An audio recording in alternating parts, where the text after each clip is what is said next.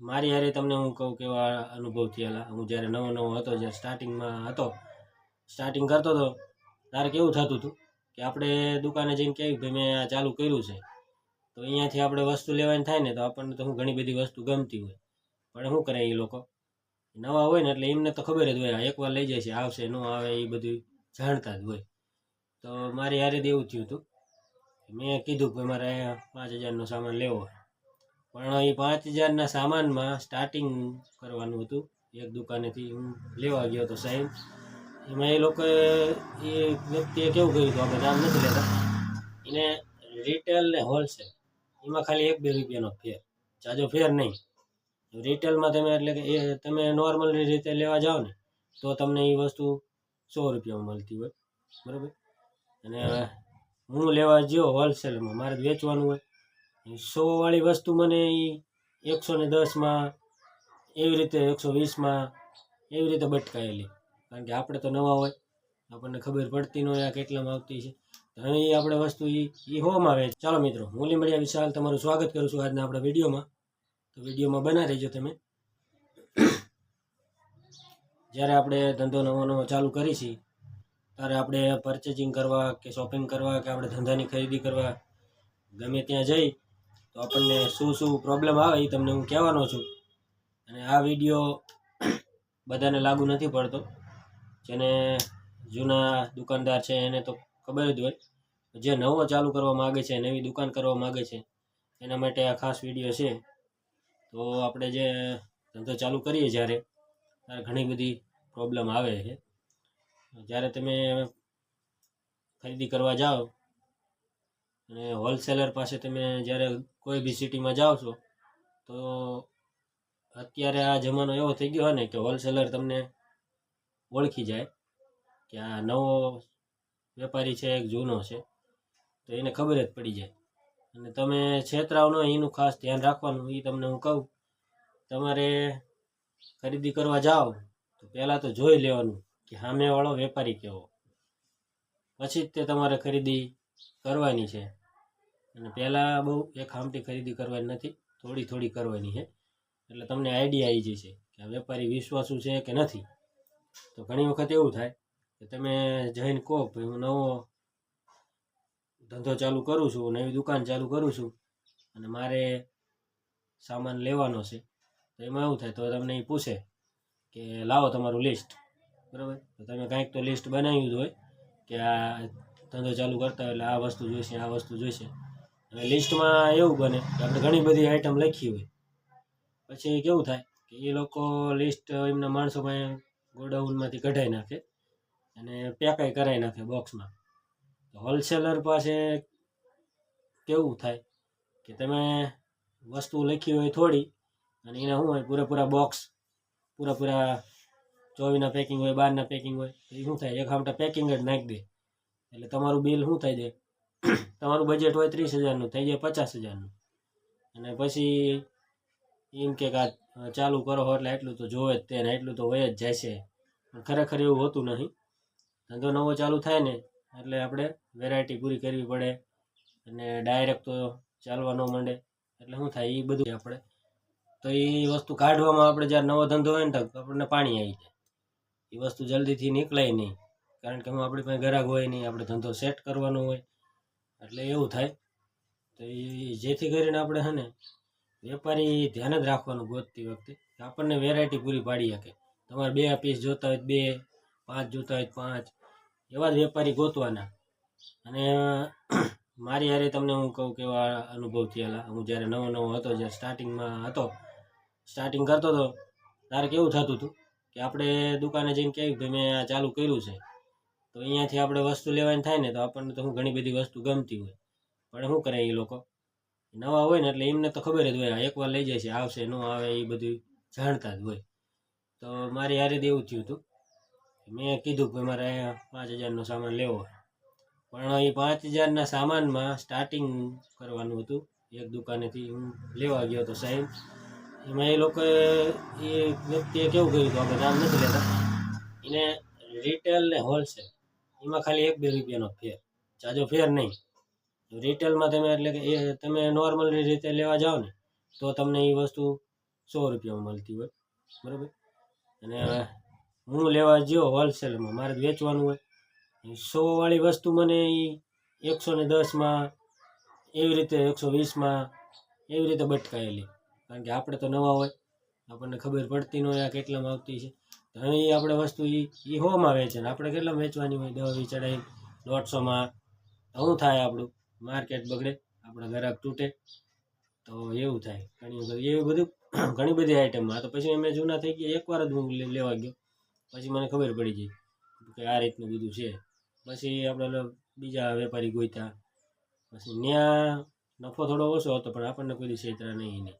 આપણને બધું શીખવાડ્યું કે આ રીતે ધંધો કરાય, આવી વેરાયટી કરાય, કઈ રીતે ધંધો કરવાનો, કઈ રીતે માલ પૂરેપૂરું કાઢી નાખવાનો, એવું બધું આપણને શીખવા મળ્યું હતું. પછી હું મારી રીતે બધા ગોતતો રહ્યો વેપારી, અને પછી અમુક તો સારા વેપારી જડી જાય આપણને, કે આપણને હોલસેલ ભાવ વસ્તુ મળી જાય. ₹100ની વસ્તુ હોય, આપણને 70 રૂપિયા મળતી હોય, તો આપણે શું એમાં 10 ઓછા લેવા હોય તો આપણને 20 મળતા હોય. એટલે આ તો ખાલી ઉદાહરણ છે. એટલે ઘણી વખત એવું થાય, તમે છેતરાઓ પણ ખરા, પણ કહો ને ધીમે ધીમે બધું શીખી જઈએ આપણે. શરૂઆતના દિવસો આવી રીતે હોય, અમુક વાર તમને ફાયદો થાય ને અમુક વાર નુકસાન થાય, પણ તમારે એ બધું રખડવું પડે ને ગોતવું પડે, તો સેટિંગ આવી જાય પછી તો તમને ખબર જ છે તમને ક્યાં સસ્તું પડે. અને ધંધામાં છે ને, જ્યાં સસ્તું પડતું હોય ને ત્યાં આપણે વધારે ભી રાખવાની. વેરાયટી તો આપણે પછી ગમે એમ કરીને આપણે કરી જ લઈએ, જૂના થઈ જાય એટલે એને કહે એટલે આપવાનો જ છે. પણ સસ્તું હોય ને તો આપણે થોડાક કમાઈએ કે આપણા ખર્ચા પૂરા કરીએ કે, એવું બધું સ્ટાર્ટિંગમાં થાય. એટલે હે ને, સ્ટેશનરી લાઇનમાં કે કોઈ બી ધંધો તમે XYZ કોઈ બી ધંધો તમે શરૂઆત જ્યારે કરતા હોય ત્યારે બહુ ધ્યાન રાખવું. અને વેપારી તમને છેતરી ન જાય એનું તો બહુ ધ્યાન રાખવાનું, બરાબર. ખરીદી કરવા જાઓ ત્યારે, અને ખરીદી કરો ને ત્યારે લિસ્ટ અહીંયા ચેક કરી લેવાનું. જૂના થઈ જાઓ પછી તમે ફોન કરીને કહીએ કે આ વસ્તુ ઓછી આવી તોય હાલે. જ્યારે આપણી શરૂઆત હોય ને ત્યારે આપણે બહુ ધ્યાન રાખવાનું, માલ ઓછો આવે તો પછી કોઈ જવાબ દેતું નહીં. એટલે તમારે 2 વખત 3 ચેક કરી લેવાનું, અહીંયા બિલે ચેક કરી લેવાનું, બરાબર. જેટલો હિસાબ થતો હોય એ રીતે કરી નાખવાનો, પછી તે આપણે અહીંયાથી નીકળવાનું. આ બધું ધ્યાન રાખવાનું હોય. સ્ટેશનરી લાઈન હોય, કોઈ બી ધંધો હોય નવો જ્યારે શરૂઆત કરતા હોય. અને હવે તમને હું વાત કરું કે આપણે ઘણી વખત એવું થાય કે આપણને કેવું થાય, વેપારી પાસે જઈ તો શું થાય, આપણે નાના નવા વેપારીઓ એટલે ઓછી ખરીદી કરી, જેવું મોટા હોય તો જાજુ લે, તો એ રીતે તમને એટેન્ડન્સ ન આપે, બરાબર. એમને ખબર પડે આ લે છે 2-5 હજારની, અને અમુક આપણેથી જૂના હોય એ લે 50,000નું, તો પહેલાં એમને ચાન્સ આપે. તો તમારે અહીંયા રાહ જોવી પડે, ઊભું રહેવું પડે, ધીરજ રાખવી પડે. તમને એમ થાય કે આની કરતાં હે ને બીજે વહી જાવ, મગજ વયો જાય તમને, જો એને કહી દઉં મફત ત્યાં લઈ, એવું બધું થાય. પણ ધંધો હે, બરાબર. સહન કરવાનું, ધીમે ધીમે બધું શીખવાનું, આવા બધા અનુભવ થાય. આ બધા આપણે કરીને નીકળી ગયા એટલે હું તમને કહું છું, નકર મને શું ખબર હોય.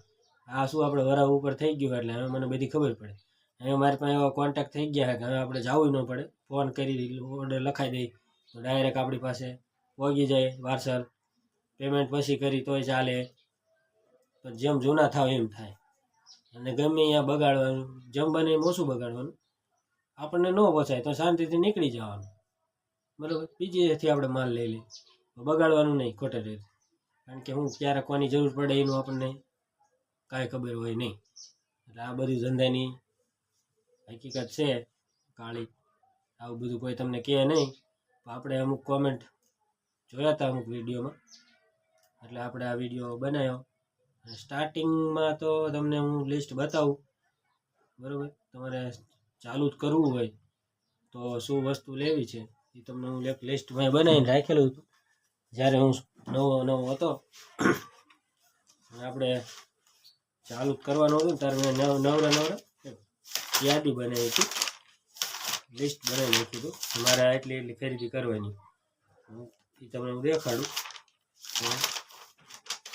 જો આ રીતની મેં યાદી બનાવી હતી, કારણ કે ઝાજી શોપિંગ એક હારી મેં કરી હતી 50,000ની, એટલે મારે આ લિસ્ટ જરૂર હતી. એટલે આપણે હું કોઈ વસ્તુ છૂટી ન જાય એના માટે આપણે બનાવી હતી. જુઓ તમે, આમાં હે બુક્સ તો કઈ રીતે છે 10 વાળી, 20 વાળી, 30 વાળી, 50 વાળી, એવી રીતે 100 વાળી સુધીનું લિસ્ટ, અને કેટલી બુક લેવી, 50 લેવી, 20 લેવી, 30 લેવી, આ બધું એ રીતે બુક હતી. જુઓ તમે અહીંયા ભાવે લખ્યા હતા. હવે નોટબુકમાં આવી જાય. આ રજિસ્ટર છે, મોટા ચોપડા. હવે નોટબુક હતી. નોટબુકમાં હતી 10, 20, 30, 40, 50, બહુ હેવી નહીં, એમાં 50, બરાબર, એ રીતની હતી. પછી બીજું આપણે બનાવ્યું હતું કલર પેન્સિલ. કલર એટલે આપણે 10 વાળા, 20 વાળા, 30 વાળા, એવી રીતે આ એનું લિસ્ટ હતું. અને મિનિયા કલર આવે એમાં, એ રીતે 10, 20, 30, 40, 50, 60.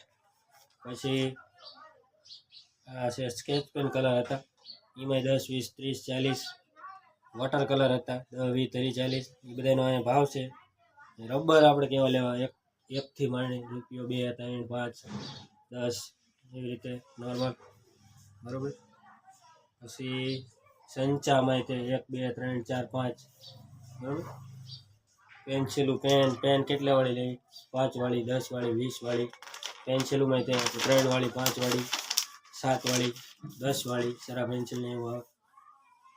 પછી એના સ્ટાર્ટિંગમાં આપણે યાદી આખી તમને દેખાડી. કવર કેટલા 10થી ચાલુ થાય, 10, 20, 40, 50, 60, 70, બરાબર. પછી આ ડ્રોઈંગ બુક આવે 40 વાળી, 60 વાળી, 100 વાળી. પછી સંગીત પોથી હતી, જેમાં બાળગીત હોય, ધૂન હોય, એવી 50 વાળી. ભારતના નકશા હોય, બરાબર. પછી કલર ઉપર આપણે શું કહેવાય, સ્ટીકર હોય, નામના નથી આવતા પૂઠા ઉપર ચડાવી, એમાં આપણે વર્ગ ને ધોરણ ને એવું બધું લખવાનું હોય. એ સ્ટીકર હતા 10, 20, 30, 40, 50 વાળા, બરાબર. પાઉચ હતા આપણી પાસે, પાઉચ 10 રૂપિયાથી ચાલુ થાય અને 200, 250 સુધીના બધા થોડા આપણે લાવ્યા હતા. કંપાસમાં તે 50થી ચાલુ થતા, પ્લાસ્ટિકમાં 30થી ચાલુ થતા.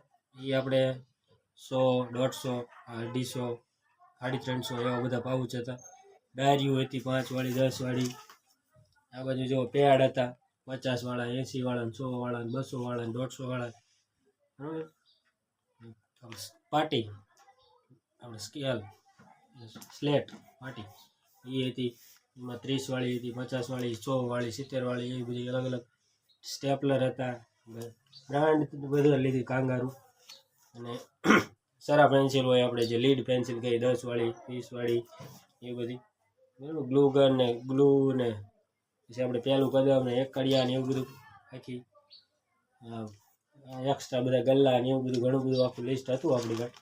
તો આવું બધું મેં તમને જેટલું લિસ્ટ દેખાડ્યું ને, એ બધું તમારે હે ને સ્ટાર્ટિંગમાં ક્વોન્ટિટી ઓછી રાખવાની, વેરાયટી પૂરી કરવાની, અને ચાલુ કરવા માટે આ તમને જેટલું બતાવ્યું મેં કીધું એ વિડીયોમાં, તમે વિડીયો જોઈ લેજો પૂરેપૂરો, તમને ખબર પડી જશે, બરાબર.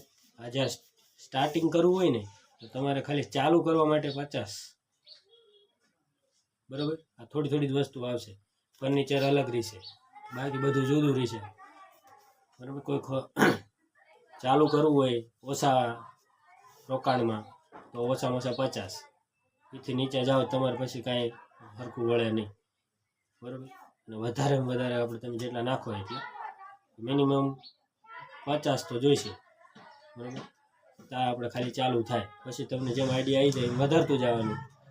આ એની સ્ટેશનરી લાઇનનો પૂરેપૂરું તમને નોલેજ આપું છું, બરાબર. અને આવા નવા વિડીયો તમારે જોવા હોય તો આગળ આપણે કયા ટોપિક ઉપર વિડીયો બનાવી કોમેન્ટ કરી દેજો, બરાબર. તમને આ ધંધાનું આગળ આપણે બતાવતા જઈશું.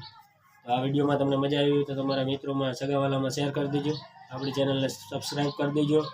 અને તમારે કોઈ બી પ્રશ્ન પૂછવા હોય કોમેન્ટ કરજો, જવાબ આપીશ તમને. ધંધામાં કોઈ સપોર્ટની જરૂર હોય તો આપણે આપશું, બરાબર. તો ચાલો ફરી મળીશું આવા વિડીયોમાં. ત્યાં સુધી જય માતાજી, જય શ્રી કૃષ્ણ.